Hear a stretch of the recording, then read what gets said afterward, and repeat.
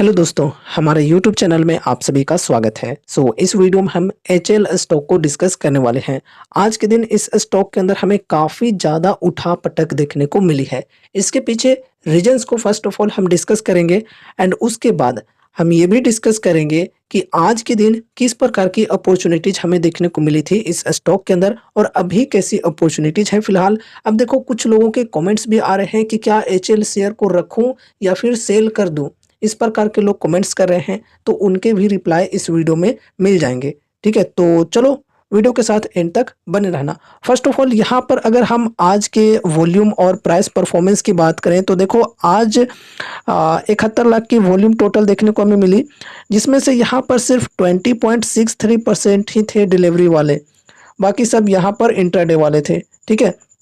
अब यहाँ पर हम ओपन प्राइस की बात करें तो ये जो शेयर है ये ओपन हुई थी 5045 के प्राइस पर, वहाँ से हाई लगाई और गई 5069 तक, सिर्फ ज़्यादा हाई नहीं गई। लेकिन फिर यहाँ पर मॉर्निंग में तो चलो ठीक ठाक चल रही थी, लेकिन जब यहाँ पर बजट स्टार्ट हुई, बजट में यहाँ पर कुछ न्यूज आई स्टॉक मार्केट के अंदर टैक्सेज को लेकर, जो कि हमने पिछले वीडियो में डिस्कस भी किया था, एलटीसीजी एंड एसटीसीजी टैक्स, ठीक है, long term capital gain tax, short term capital gain tax, फिर सिक्योरिटीज ट्रांजैक्शन टैक्स यानी कि एसटीटी टैक्स एफएनओ के अंदर। तो ये सब जो टैक्स एंड चार्जेस हैं इनको बढ़ा दिए गए हैं इस बजट में। तो ये जो टैक्स बढ़ने की न्यूज आई, इस न्यूज के वजह से स्टॉक मार्केट के अंदर हमें काफ़ी ज़्यादा नेगेटिव मूवमेंट देखने को मिला। यहाँ पर सिर्फ इस स्टॉक की बात नहीं है, लगभग सभी पीएसयू स्टॉक्स हो या फिर प्राइवेट स्टॉक्स हो, सबके अंदर काफ़ी भयंकर सेलिंग प्रेशर देखने को मिली। हम सिर्फ एफएमसीजी टाइप की कंपनियों को छोड़कर देखें तो काफ़ी भयंकर गिरावट बाकी सेक्टर की कंपनियों के अंदर हमें देखने को मिली है आज के दिन। अगर हम इंडेक्सेज की बात करें तो लगभग सभी इंडेक्सेज के अंदर काफ़ी बढ़िया गिरावट देखने को मिली थी, काफ़ी एकदम भयंकर गिरावट देखने को मिली थी। अगर हम निफ्टी 50 इंडेक्स की बात करें तो लगभग 1.2% तक गिर चुकी थी, लेकिन फिर बाद में रिकवरी भी आई। इस न्यूज़ की वजह से, जो टैक्स वाली न्यूज़ है, इस न्यूज़ की वजह से पूरे बाजार में काफ़ी ज़्यादा सेलिंग प्रेशर देखने को मिला और इंडेक्सेज की बात करें या फिर स्टॉक्स की बात करें, काफ़ी भयंकर तरीके से गिर गए। लेकिन फिर रिकवरी भी आई बढ़िया तरीके से। रिकवरी के लिए भी एक न्यूज़ थी फॉरेन कॉरपोरेट्स को लेकर। फॉरेन कॉरपोरेट्स के अंदर जो टैक्सेज पहले लगते थे 40%, यहाँ पर उसे कम करके 35% पर कर दिए गए हैं। इस वजह से यहाँ पर बाज़ार के अंदर रिकवरी हमें देखने को मिली, बाज़ार के अंदर बड़े जो इन्वेस्टर्स हैं उनकी एंट्री देखने को मिली और फिर बाज़ार बढ़िया तरीके से रिकवर हुआ, ठीक है। और यहाँ पर स्टॉक्स के अंदर भी हमें बढ़िया रिकवरी देखने को मिली। अब देखो यहाँ पर हमने हाई की तो बात कर ली कि ओपन हुई थी 5045 पर, वहाँ से हाई लगाई और 5069 तक गई है स्टॉक। लेकिन फिर जब बाज़ार में गिरावट आई तो ये जो स्टॉक है ये गिर कर 4510 तक चला गया। बहुत ही भयंकर गिरावट, मतलब आज के दिन लगभग 500 रुपये का गिरावट हमें देखने को मिला था इस स्टॉक के अंदर। यहाँ पर देखो ये जो सपोर्ट हमने ड्रॉ कर रखा था, जो कि हमने 2-3 दिन पहले वीडियो में डिस्कस भी किया था कि इस सपोर्ट पर अगर आपको मिल जाती है तो बढ़िया डिस्काउंट होगी फ्रेश बाइंग के लिए, जो कि 4550 का लेवल है। तो 4550 से नीचे तक भी गई थी, लेकिन देखा जाए तो इस सपोर्ट को रिस्पेक्ट दिया है आज प्राइस ने, 4510 तक गई। तो यहाँ पर अगर हम गिरावट की परसेंटेज की बात करें तो ओपन प्राइस से, मतलब 5045 पर ओपन हुई, तो वहाँ से अगर हम गिरावट की परसेंटेज देखें तो लगभग 10% तक ये जो शेयर है ये आज गिर चुकी थी। लेकिन फिर रिकवरी आई तो यहाँ पर 4510 के प्राइस से उठकर क्लोजिंग हुई 4856 के प्राइस पर, ठीक है। तो रिकवरी आई बढ़िया और ओवरऑल यहाँ पर जो लॉसेज हैं वो कम देखने को मिल रहे हैं, 2.82% की, ठीक है। तो यहाँ पर इस प्रकार की आज हमें उठापटक देखने को मिली स्टॉक के अंदर। अगर यहाँ पर हम आज के लो के लेवल से डिस्कस करें 52 वीक हाई तक, तो देखा जाए तो यहाँ पर हमें डिस्काउंट काफ़ी बेहतरीन मिल रही थी। तो यहाँ पर लगभग 20% की डिस्काउंट आज के दिन हमें देखने को मिली थी। 20% से थोड़ा ज़्यादा ही था, लेकिन हम 20% ही मानकर चलते हैं। अब देखो यार, मैंने कुछ दिनों पहले इस शेयर के ऊपर डिस्कस भी किया था और यहाँ पर सपोर्ट के लेवल पर बताया भी था कि अगर इस सपोर्ट पर मिल जाती है स्टॉक तो काफ़ी बढ़िया लेवल होगी फ्रेश बाइंग करने के लिए, फर्स्ट अमाउंट लगाने के लिए, बल्क में नहीं फर्स्ट अमाउंट लगाने के लिए बढ़िया लेवल होगी। तो कमेंट में बताना कि आज किस किस ने इस प्राइस लेवल पर बाइंग किया है। अगर इस प्राइस लेवल पर बाइंग किया है तो देखा जाए तो बढ़िया लेवल है, लेकिन हाँ बल्क में बाइंग नहीं किया होगा तो ही। अगर यहाँ पर आपने फर्स्ट इन्वेस्टमेंट किया है, फर्स्ट किस्त लगाया है तो चलो बढ़िया है। अगर सेकंड किस्त भी लगाया, यहाँ पर अगर फर्स्ट अमाउंट आपने 15% की डिस्काउंट पर लगाया है एंड सेकंड अमाउंट यहाँ पर 20% जो कि आज गिर कर गई थी वहाँ पर लगाया तो भी बढ़िया, कोई दिक्कत नहीं है। ठीक है, तो कमेंट में जरूर से बताना कि आज किस किस ने इस लेवल का फ़ायदा उठाया है। अब देखो यार, जब मैं पिछले वीडियोज़ में डिस्कस किया करता था कि अगर आपको 15% 20% की डिस्काउंट मिल जाती है स्टॉक्स के अंदर तो फिर यहाँ पर फ्रेश बाइंग कर सकते हो। तो कुछ लोग मेरा ही विरोध करते थे और कमेंट में नेगेटिवली तौर पे लिखते थे कि कभी इस डिस्काउंट पर नहीं आएगी, प्राइस कभी नहीं गिरेगी इतना ज़्यादा। तो देखा आपने यहाँ पर गिरावट आई ना, किसी न किसी वजह से गिरावट आती ही है, बस आपको पेशेंस रखना चाहिए। जब मैं पेशेंस की बातें करता हूँ तो लोग मजाक बनाते हैं मेरा ही और कहते हैं तुम्हारे तरह अगर मैं पेशेंस के चक्कर में रहा तो कभी मैं इन्वेस्ट ही नहीं कर पाऊंगा। अभी देखो भाई, पेशेंस रखने का फ़ायदा यहाँ मिला ना, तो यहाँ पर लोगों ने फ़ायदे उठाए भी हैं। फ़ायदे नहीं उठाए हैं, उठाए होते तो ऐसे ही नहीं प्राइस ऊपर बढ़ गया होता। ठीक है, तो देखो सपोर्ट के लेवल से काफ़ी बढ़िया बाइंग हुई है। तो बस पेशेंस रखना बहुत ज़्यादा ज़रूरी है मार्केट में। मैं आपको हर वीडियोज़ में बोला करता हूँ, इस चीज़ को समझो यार, समझो।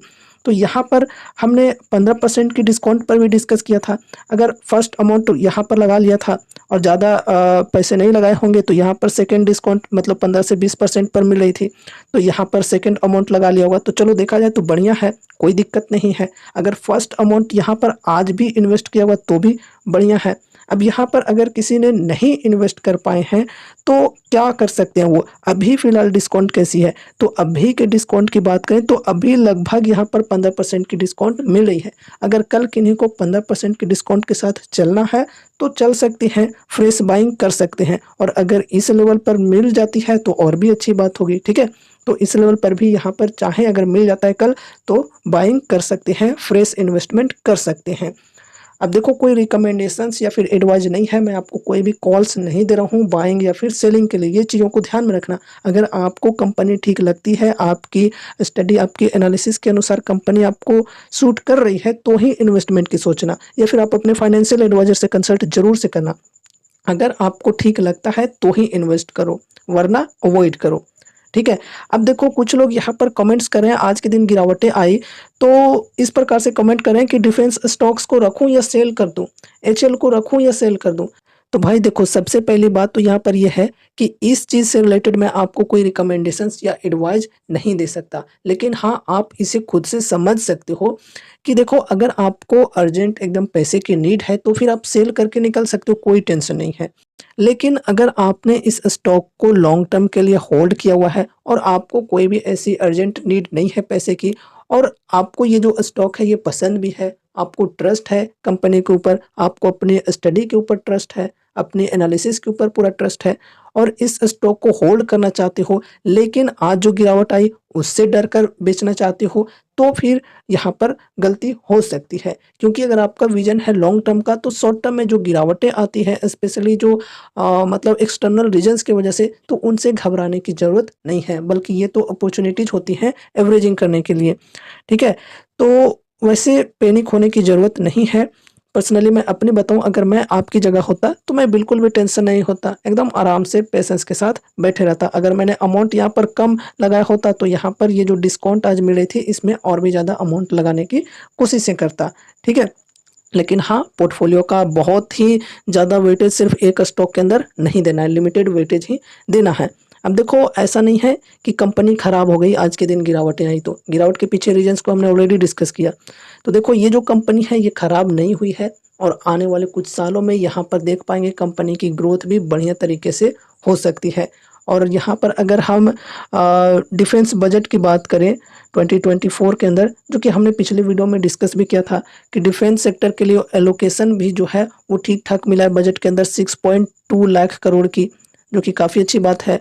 और जितने भी सेक्टर्स हैं सभी सेक्टर्स में से सबसे ज़्यादा एलोकेशन सिर्फ डिफेंस सेक्टर को ही मिला है। पूरा जितना भी बजट था उसका 12.9% का जो एलोकेशन है वो सिर्फ डिफेंस सेक्टर को मिला है।